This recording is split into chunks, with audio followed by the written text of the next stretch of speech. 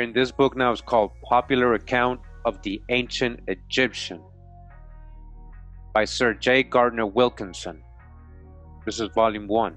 Then it says here, throughout the upper and lower country, wine was the favorite beverage of the wealthy. They had also very excellent beer called citrus beer. I remember you can make beer from corn, which Theodorus, though wholly unaccustomed to it, and a native of a wine country, affirms was scarcely inferior to the juice of the grape. He didn't like beer. Strabo and other ancient authors have likewise mentioned it under the name of citrus, and though Herodotus pretends that it was merely used as a substitute for wine in the lowlands where corn was principally cultivated, so they're letting you know straight up that this beer was made where corn was being grown. So they were making it out of corn, chicha. Corn was principally cultivated. It is more reasonable to conclude it was drunk by the peasants in all parts of Egypt, though less in those districts where vines were abundant. Corn, beer. On page 168, continuing, it says the fertility of the soil. Fertility of the soil. Remember, fertile soil. Like fertile soil, that's what Kemet means. Fertile soil, not a landmass in Africa. It says, however, soon afforded a more valuable produce to the inhabitants, and long before they had made any great advances in civilization, before they had any civilization, look what they're going to tell you, before Egypt was made, before anybody can create any civilization, corn and leguminous plants were grown to a great extent throughout the country. Corn before any great advances. Corn. How specific is this? Corn. Page 173, it says here, in Lower Egypt, or as Herodotus styles it, the corn country. The corn country, corn. They were in the habit of drying and salting birds of various kinds, as quails, ducks, and others. All right, if you saw my corn videos, you know, we showed that there was a part exactly where they were saying in the Mississippi that they were getting quails and all these birds, ducks, and all that. It's just like the ancient Egyptians were doing it.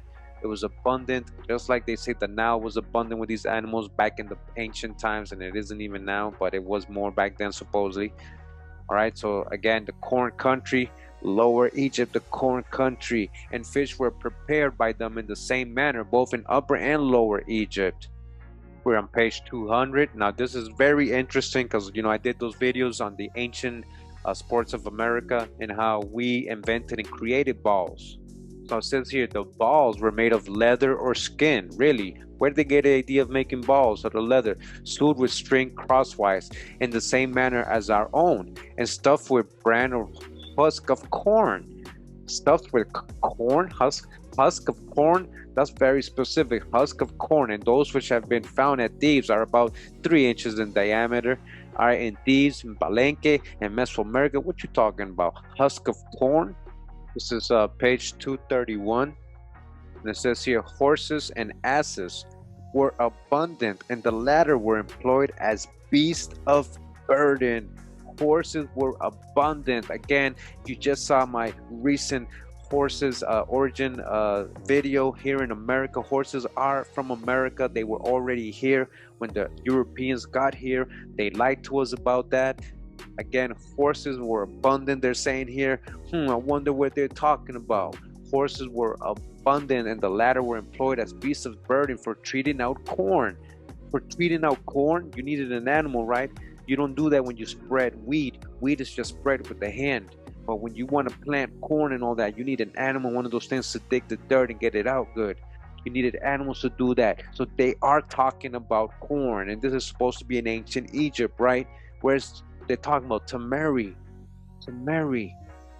baraka, for treating out corn, particularly in Lower Egypt, and for many other purposes. To continue, we're on page 319 of this book. It says here, the priests enjoyed great privileges. They were exempt from taxes. They consumed no part of their own income in any of their necessary expenses, and they had one of the 3 portions into which the land of Egypt was divided, free for all duties. From all duties, they were provided for from the public stores. out of which they were received a stated allowance of corn. They were given corn and all other necessaries of life. And we find that when Pharaoh, by the advice of Joseph, all right, listen, Pharaoh by the advice of Joseph, what are we talking about here? Joseph? Remember Joseph, who Joseph is? All right, one of the sons of Jacob. Joseph, the youngest son, Joseph. Right, he ended up in Egypt. He became very important in Egypt. And what did Joseph do? Had a dream and told him, yo, you should save corn, because you're gonna have 7 years of prosperity and abundance. Then you're gonna have 7 years of famine. So Joseph helped the Pharaoh stack up corn in the granaries, and it was corn. We talk about ancient Tamari, America, corn, where corn grows. This is corn they're talking about, literally. It's not talking about grain or wheat. No, any grain. We're talking about literally corn. As I said before, that's what, before they were advanced and civilized, they were already growing corn. So again, by the advice of Joseph, took all the land of the Egyptians in lieu of corn.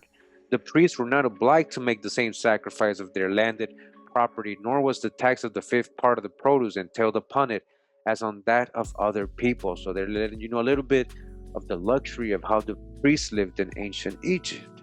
On page 302, it says here, chapter 5, Origin of the Egyptians. Just want to emphasize that mainstream will tell you, most scholars, there's a general consensus. Most of these Egyptologists, people who study ancient Egypt, if you read about what they thought about the origins of Egypt, they'll tell you that they're not from Africa. They didn't originate in Africa, so they're not even African. And they're more likely Asiatic, out of a Caucasian race. Caucasian. And when we say Caucasian, this doesn't necessarily mean white people. The original Caucasians were people of dark complexion. It says here, the origin of the Egyptians is an envelope in the same obscurity as that of most people, right? So they don't really know, because remember, we're talking about Sumeri. But they were undoubtedly from Asia, undoubtedly. So what part of Asia? What part of Asia, really? Because there's maps that show California all the way connected to Asia, and Asia being much more land connected to America in these old maps. So we know Marco Polo, future video, Marco Polo, when he went to the Far East, when we talk about the farthest east, the far east, we know we were talking about this ancient land that the Greeks called Atlantis. We know it was Amaruka. We know he went to go see the Khan, his great kingdoms over there, as Marco Polo described. But they were undoubtedly from Asia, as is proved by the form of the skull, which is that of a Caucasian race, by their features, hair, and other evidences. And the whole valley of the Nile throughout Ethiopia, all Abyssinia, and the coast to the south were peopled by Asiatic immigrations. They're not even Africans. Nor are the Kafirs of a Negro race. Pliny is therefore right in saying that these people on the banks of the Nile, south of Syene, were Arabs or Semitic race, who also founded Heliopolis. We're in this book now. It's called The Ancient Monuments of North and South America, second edition, by C.S. Rufinsky, A.M., Ph.D., Professor of Historical Natural Sciences, member of many learned societies in Philadelphia, New York, Lexington, Cincinnati, Nashville, Paris, Bordeaux, Brussels, Bonn, Vienna, Zurich, Naples, and the American Antiquarian Society, the Northern Antiquarian Society of Copenhagen. The Mexican Antiquities have lately been illustrated in many splendid works by Anglio, Kingsborough, Dupax, Baraden, St. Priest, Nebel, Icaza, Gondra, Waldeck. In an clever review of these works in the Foreign Review, it is distinctly asserted that the Toltecans, the people of Toul, or Tol, right? People of Tol, or American Atlantes, the American Atlanteans, were a quite different people from the later Mexican tribes, that their monuments are equal in interest to those of Egypt and Syria, equal in interest to those of Egypt, with colossal and even cyclopean structures, which agree with my former statements, and I have traced them in America from Missouri to Chile, but their central seats and empires were from Mexico to Quito. Their great temple of Otulum near Palenque was equal to Solomon's temple. Their mythology was quite peculiar and Asiatic. Their man deity was Hun Aku, first cause, comparable to Anuki, the Syrian Cybele. Their astronomy was antediluvian, the year of 360 days of 18 months of 20 days. We're in this book real quick. It says views of ancient monuments in Central America, Chiapas, and Yucatan by F. Catherwood Arch. It says here the Mexican temples were called Teocalli. They're talking about the pyramids, the Teocallis, or houses of God. Remember that Memphis, Egypt, Aegyptus means house of Ptah or house of Ptah or temple of Ptah, right? House of God. Same thing. And the Mexican temples were called Teocallis, houses of God, and were very numerous. There were several hundreds in each of the principal cities, several hundreds, many of them doubtless very humble edifices. They were solid masses of earth, brick, or stone, and in their forms somewhat resembled the pyramidal structures of ancient Egypt. The bases of many of them were several hundred feet square, and they towered to a height of more than 100 feet. They had staircases leading from the base to the summit, on which stood the temple with altars on which fires were kept as indistinguishable as those in the temple of Vesta. There were said to be 600 of these altars on smaller buildings within the enclosure of the great temple of Mexico, which with those on the sacred edifices in other parts of the city shed a brilliant illumination over its streets through the darkest night. And we continue, it says here, at Ocosingo. Ocosingo is actually an archaeological site. It's a pyramid, Ocosingo pyramid. I'm gonna show you how complex, how big it is, how massive this construction is. It says at Ocosingo, we met with the arch before alluded to, with the usual accompaniments of mounds and terraces, and an ornament over one of the doorways, not unlike the winged globe of Egypt. Just like the wind globe of Egypt in the archway, the same symbol found in Ocosingo. All right, so first of all, what is the wind globe of Egypt, right? The globe and the wing, right? We see that in the doorways and a lot of these so-called temples or pyramids, right, in Egypt, right? The globe and the wings. Now, Ocosingo, right? Ocosingo.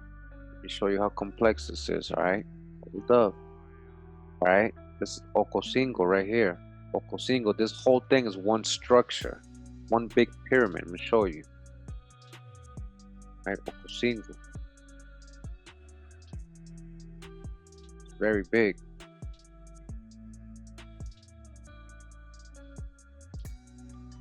Ocosingo.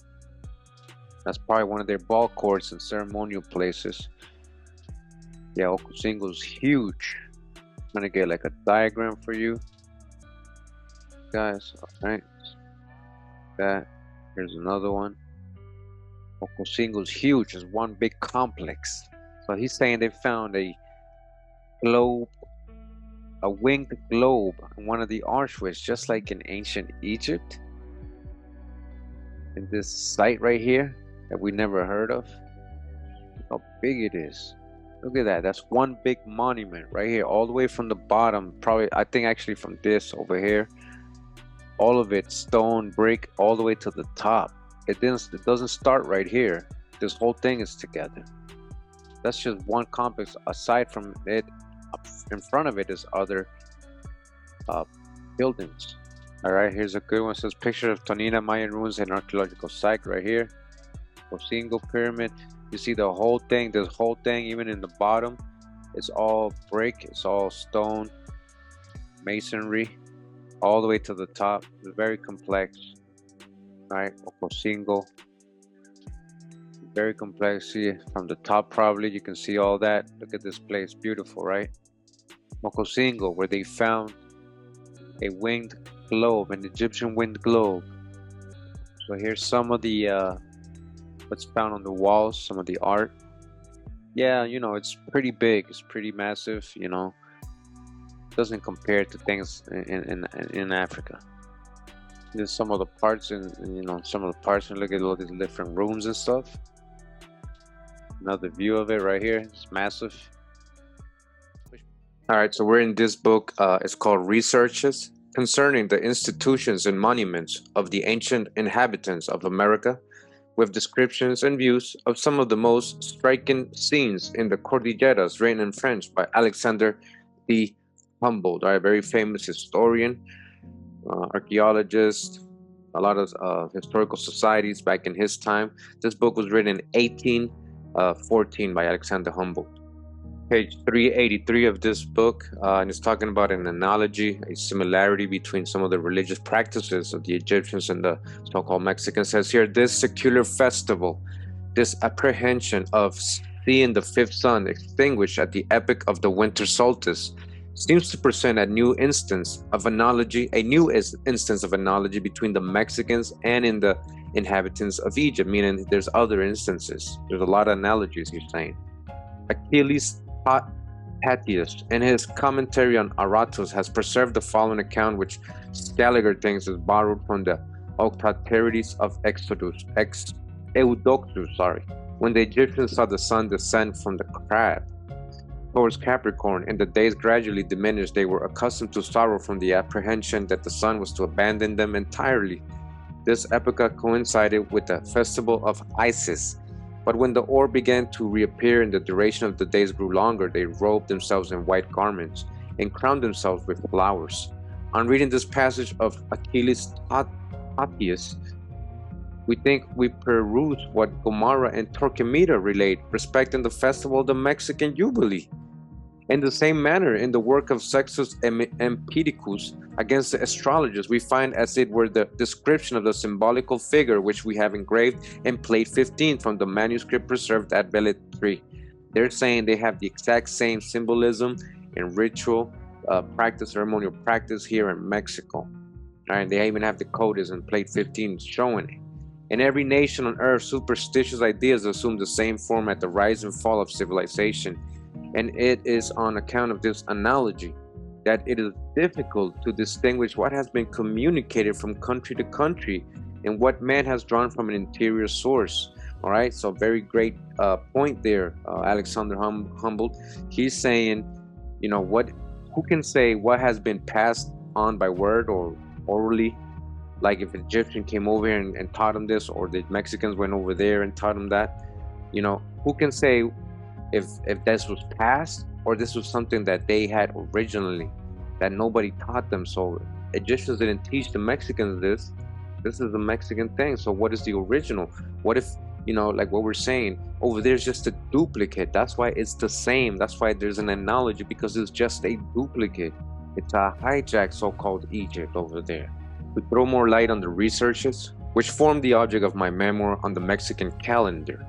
All right, so he actually wrote a lot about the calendar. We have a future video on how actual far back it goes and how it matches all the old world calendars. And actually it's very much older, way more sophisticated. All right, so we're just reading this little part right here about what he says about it and point of view of another scholar that he is going to quote.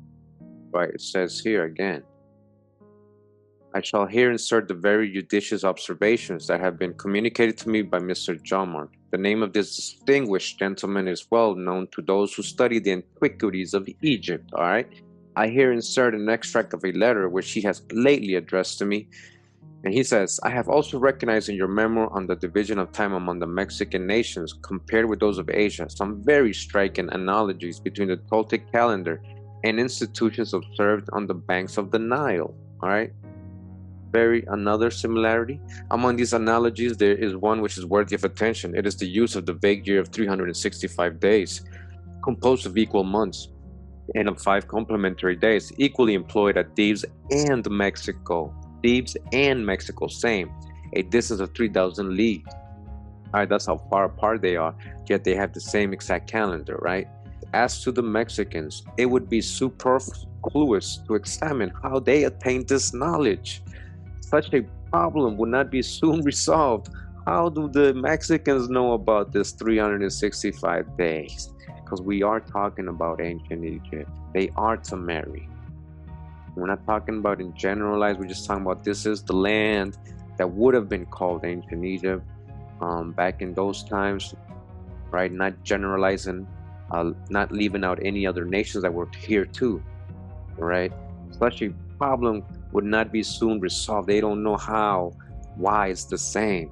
But the fact of the intercalation of 13 days every cycle, that is, the use of a year of 365 days and 1/4 is proof that it was either borrowed from the Egyptians. It had to, I mean, they can't explain it. They're like, how do they had to have borrowed it from the Egyptians, or that they had a common origin.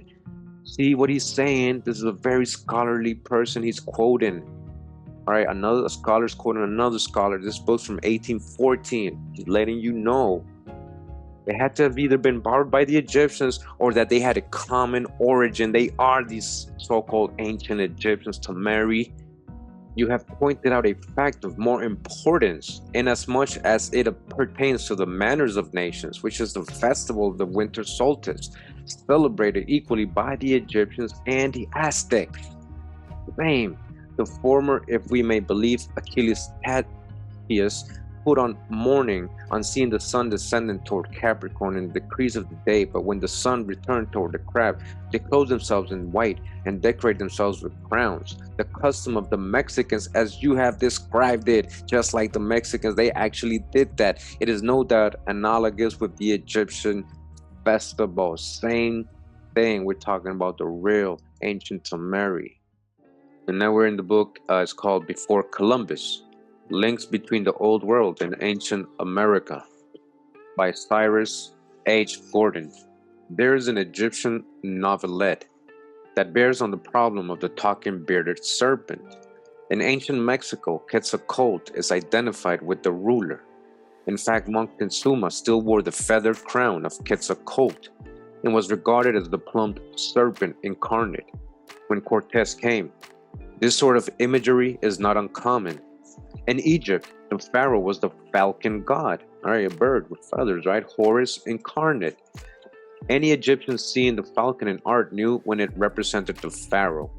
And in Egyptian literature, the pharaoh could be referred to as the falcon. Our Egyptian novelette, called The Shipwrecked Sailor, deals with a far-off, wondrous island whose ruler was a bearded, talking serpent. Even as Quetzalcoatl, the human ruler, was at the same time a bearded, talking serpent, the text, composed in the Middle Egyptian language, was probably written during the 12th dynasty, during the first quarter of the second millennium BC. Probably. You don't know. That's what the date they give us. But he's letting us know that there's an actual Egyptian writing from that time, the 12th dynasty, talking about an wondrous island far distant with a feathered serpent, a bearded feathered serpent talking. All right, a dracan with beard. All right. Continuing in the book, it says, in this chapter, we have endeavored to trace the plumed serpent back to Old World antiquity.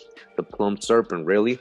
The serpent king is very ancient in Egypt. In fact, a pharaoh of the first dynasty, early in the 3rd millennium BC, whose name is indicated by a snake glyph, used to be called the serpent king. Later, Egyptologists pronounced his name Jet. Now they prefer to call him Wahi. In the Shipwrecked Sailor, the serpent king is bearded, as in the Mesoamerican tradition. On the Athenian Acropolis, we find the mythological deified serpents, not only bearded, but actually plumed as well, combining the human and serpentine forms like Quetzalcoatl, who was envisaged as a bearded, deified Caucasian, Dashta hijack, and simultaneously as bearded, plumed serpent. Now, I just want to show this statue pottery sculpture right here. I'm going to show you where it's from. Now you guys can see what he has. Looks like a turban, or looks even the things they wore in Egypt. You see his eyes are kind of Asiatic, a little slanted upwards, but doesn't mean anything, right? We don't know his complexion. We don't know what he really looked like or what is being represented here. But look at the glyphs. All right, does that look Egyptian to you? Look how he's sitting down. All right, and it says here, sitting figure from Monte Alban, Mexico. From Mexico, the pose recalls the common Egyptian posture, characteristic of scribes. He was a scribe, a real ancient Sumerian scribe. He was a real scribe. Moreover, the tiara and emblems remind one of Egyptian headdresses. All right, the headdress, look at that. hence the address, and hieroglyphics. Yet the validity of such resemblances depends on the identity and detail, which requires further investigation. They don't know. All right, look at that. Continue on page 135. It says here, the ancients often transported live animals and plants from place to place by ship. Perhaps the best known example is Solomon's importation of monkeys and peacocks through his ocean-going fleet. Whether the geographical spread of the crocodile is due to human activity is to be determined by zoologists. But the fact is that not only the animal, but also its name is distributed over the Old and New World. Listen to this. It says, in Egypt, the crocodile was called Sobek, right? SBK, usually pronounced Sobek, and was worshipped in Fayum, which was the crocodile nome or district. Now, the Aztec name for the crocodile is Cipactli, whose stem is Sipak, pronounced Sipak, right? So Sipak, Sopek, Sipak, Sopek, Sobek, Sipak. Plus the nominal suffix tli was, as far as consonants go, there is no discrepancy between Egyptian SBK or Sobek and Nahuatl Sopek, because the latter B and P are not distinguishable. It's the exact same name. The Egyptians and the Aztecs used the exact same. All right, they had the exact same meaning and prefix etymology for this crocodile, for the crocodile. You hear that? The fact that the animal and its name are the same in Egypt and in Middle America is striking enough, but we can go further. In both places, the crocodile was worshipped both in its complete animal form or with certain human attributes. In the Mayan city of Tikal, bone of the late classical period, AD 700, bears a carving that portrays a boat manned by three Mayans, one in the center, another at the prow, and the third at the stern. They are transporting four-seated animal deities. The last is a crocodile like an iguana. The carved scene is interesting in several ways, for it not only illustrates the worship of an assortment of zoomorphic gods so typical of Egypt, but it also shows that sacred barks for the ceremonial transportation of gods were known in Middle America as well as on the Nile. All right, same. All right, where is ancient Sumeria? Where is the true old world? Where is the true so-called ancient Egypt? Over here in this part of the world. We're in this book real quick. It's called Evidences of Ancient Civilization in America. Lecture delivered on behalf of the Mechanics Institute, Tuesday, 1st March, 1870 by W.E. Bessie, M.D. All right, 1870. The Antiquities of Mexico and Central America reveal religious symbols, devices, and ideas nearly identical with those found in all countries of the Old World. Identical. So which one is the true Old World? Identical. Where Kushite communities formerly existed, they exhibit evidences of planet worship with its usual Orphic and phallic accompaniments. Humboldt visited America, observed these remains of civilization, and was convinced that communication with the Old World formerly existed. The Dominic also traversed the desert wilds of America and Mexico and produced 2 volumes as the result of his discoveries, abounding with evidences of an extinct civilization. Now down here it says the high state of agriculture, mechanical art, commerce, the profusion of gold and copper, and the religious views and domestic manners which were found to exist among the long since extinct Aztec and Tezcucan peoples found in possession of the eastern shores of Mexico by the rapacious Spaniards are suggestive of a long period of peaceful possession and prosperity in that country, during which time they had succeeded in surrounding themselves with every conceivable kind of luxury, and there are traces of a superior civilization even beyond the Aztecs, a superior civilization. They possessed a system of numerals and divided their years into 18 months and 20 days each, 5 complementary days, as in Egypt, just like in Egypt, being added to make up the full number of 365 days. They were also devoted astrologers, and their knowledge of astronomy is truly astonishing. They used the sundial to mark the day, which was divided into 16 parts, commencing at sunrise. An immense circular block of carved stones, discentered in 1790 in the Great Square of Mexico, has supplied the means of establishing some interesting facts in regard to Mexican science.